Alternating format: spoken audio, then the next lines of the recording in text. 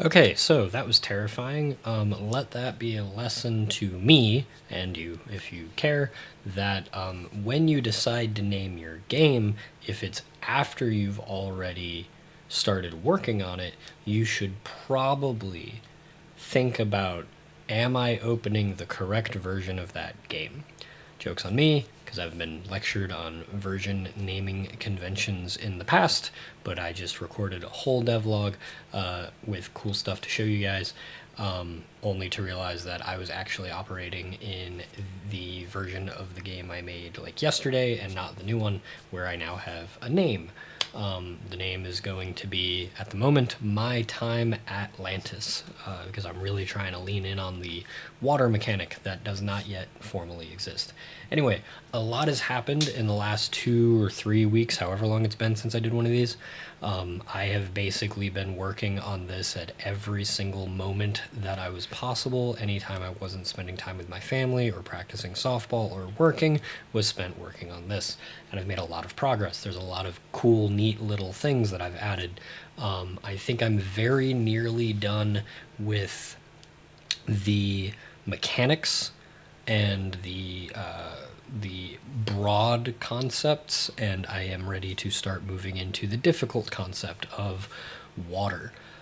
First and foremost, thank you to Mimpy and Jeff, and most of all, Pixelated Pope, for helping me wrangle some of the things that I was really struggling with, especially Pixelated Pope for the camera work. The effort that you put in teaching this to me was monumental. I genuinely was scratching my head every step of the way and really could not have gone through that without you. To elaborate a little further, this guy pretty much set aside time, more or less.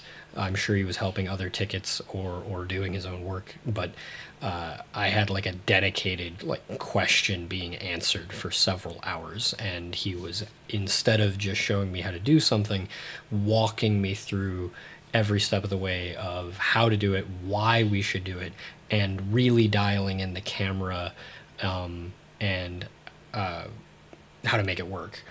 There's a couple things that I want to put up on screen first before I really dive into what I've accomplished in the last while.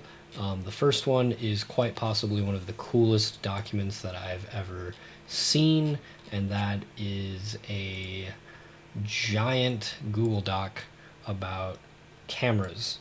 And this is from the Game Development Conference 2015 by Itay Keren, and his game Mushroom 11. But really, this is an exhaustive, look at that scroll bar, overview in the concept of cameras and how they should function in games. And it is exhaustive. It is a brilliantly written dissertation on the concept and the history and how we got to where we are now, largely with it in side scrollers. He does go out of that realm a little bit, but mostly in side scrollers. Truly an amazing document. There is a link at the very top to the talk, the verbal version of this, which is the same document, just not textualized. Really awesome to go through. Maybe I think it's like an hour and 10 minutes long. It was really good. It really helped me kind of understand what I was trying to do, because again, I'm building a platformer at Game Boy scale, which is 160 by 144, so it's very tight, and I really needed to figure out the camera first, and thankfully with this document and with Pixelated Pope's help, I was able to do that. Back to this. So I've got the camera dialed in. I built a button. I built a moving platform that I think I already showed you. I built a falling platform after playing Castlevania 3 Dracula's Curse, and deciding that I wanted a degrading platform. I got a button, and I have the very first early stages of the visuals for water. I also have a couple enemies. So we're going to dive into the testing environment, and we're going to take a look at this right now. We're going to go over to room 1. This is a Goomba. Oh, I also added a wrench, so we can throw a wrench. This is not the final visual because image rotation is outside of the realm of scope for Game Boy. So when we touch these guys, we die. But if we hit them with our wrench, we can freeze them, and if they're frozen, we can bounce on them. It's just like Mario, where you will bounce a mount off of them to allow some platforming shenanigans. I don't know if I mentioned the coin, but my artist Penny made this beautiful coin. When we pick it up, we get a coin plus one, and I figured out how to add that little sprite to the GUI to showcase the coin. This is our second enemy. The first guy was a Goomba, by the way. When he hits a wall or an edge, he turns around. This is, I don't know the name of the actual enemy in the game, but I've just been calling them Metroids, or in my game they're called Mimtroids, because Mimpy was pretty instrumental in getting that code to work. Jeff and I worked pretty hard on it and got a very messy, gross code that Mimpy proceeded to iron out into like 27 lines. I don't know how to play my own game, forgive me. So the Metroid crawls around on the surface, and when he hits a wall, he changes direction. When he hits an edge, he changes direction along the edge that he's currently on. The other things that I worked on are, I think that's in my test room. Ignore this guy, he's broken. I was trying to see if the Mimtroids could function on the moving platforms, but then I kind of decided that I don't necessarily want them to. Here we have a button just with a coin for comparison, and when the wrench hits it, it goes on. I don't know what that's going to do yet, but I realized that I should probably have a button. And this is something that I'm quite fond of, is a degrading platform. So over time, the platform disappears. I've got an issue with the 9 slice right now where it's not drawing the sprite to the right size. I'm not sure how to fix that, but I'm sure there's a way. But if you sit on it, it degrades, and it will save the state that it is currently in if you leave it. So if you fall off, you can kind of chain these together and cheese it a little bit, which I actually kind of like. And we got this nice little kind of Crash Bandicoot-esque graphic of it flickering until it comes back to life. And these work now, thanks to the help of Pixelated Pope and Mimpy. These now adjust with the camera, and we have this nice scrolling concept. The camera is the biggest thing that I'm so glad it works now, because now I can really start dialing in the rest of this stuff. And that's kind of where we're at. I don't think I actually have a room that showcases water yet. Yeah, I don't. But currently what the water is going to be doing is every 3 seconds it's going to, I think that's 3 seconds, that might be 5 seconds. It's going to flip its X scale so that it kind of has the visual emotion.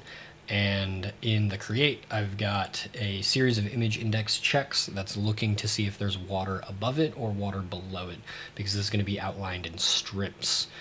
So if it's the water at the top, it's going to be image index 1, which is going to have a little foamy effect. If it's in the middle, it's going to be just blue, and if it's at the very bottom, it's going to be blue with like some kind of dirt, grime, coral kind of looking effect.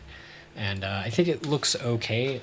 Water is definitely the part that I've kind of been dreading the most, because I really don't even know what kind of mechanics I want to do with it. Do I want it to impede the player? Do I want it to be a resource to use, a tool to use in puzzles? Or do I want it to just be kind of like Shovel Knight, where it's just a visual aspect?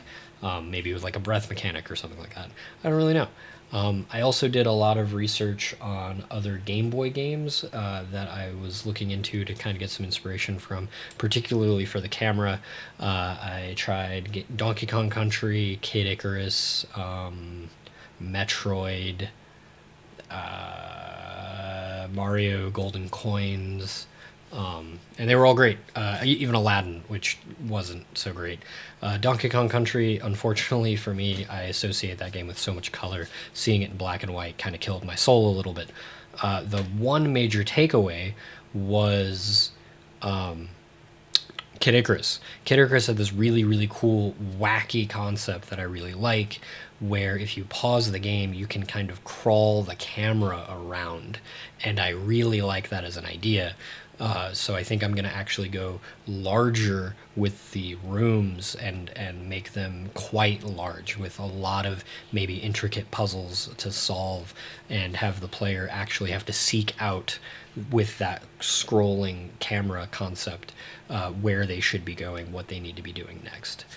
I think that's everything that I've got. I know I said I was going to do a game design document video at some point, and I have not edited the game design document. I just kind of started sitting down, opening Game Maker, and then working. And that's been going great, but you really do need a game design document. Even if I'm not actively editing mine, I am referring to it frequently. It's very helpful. I really do want to do a video on it because it's awesome. It just helps me stay on track. I think that's all I've got. So unless anything is jumping out at me at the very last second, I don't think so. Yeah, no, I think we're good. Have a good night, everybody.